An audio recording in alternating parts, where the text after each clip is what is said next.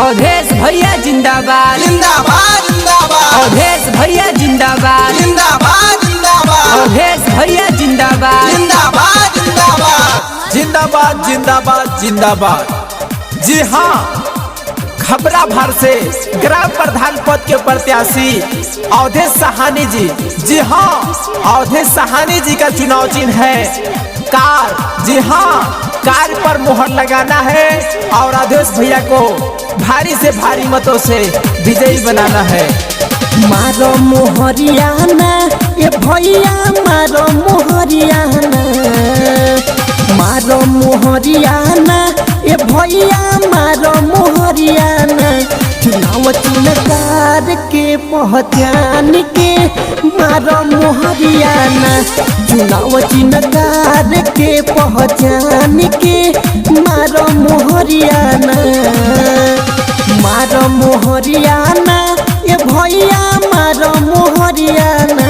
चुनाव चिन्हकार के पहचान के मारो मोहरियाना, चुनाव चिन्हकार के पहचान के मारो मोहरियाना।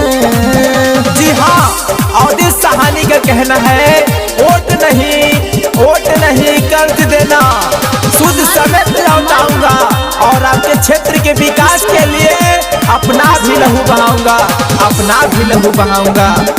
चुनाव चिन्ह कार। जी हाँ, चुनाव चिन्ह कार।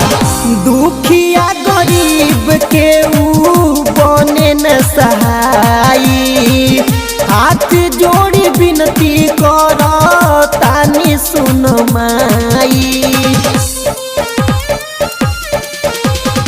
दुखिया गरीब के ऊ बने न सहाई, हाथ जोड़ी विनती करो तानी सुन माई।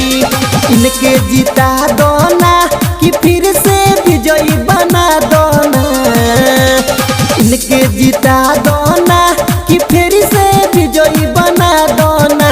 चुनाव चिन्हकार के पहचान के मारो मोहरियाना, चुनाव चिन्हकार के पहचान के मारो मोहरियाना। जी हाँ, चाचा चाची भैया भाभी, अवधेश भैया का चुनाव चिन्ह है कार।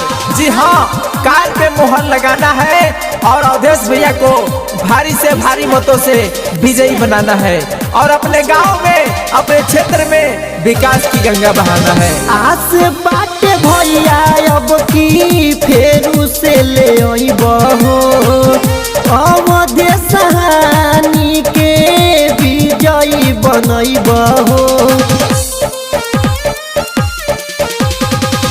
आस बाट भैया अब की फेरू से ले अइबहो, अवधेश साहनी के विजयी बनइबहो। इनके जिता दोना कि अब की विजयी बना दोना, इनके जिता दोना कि फिर से विजयी बना दोना।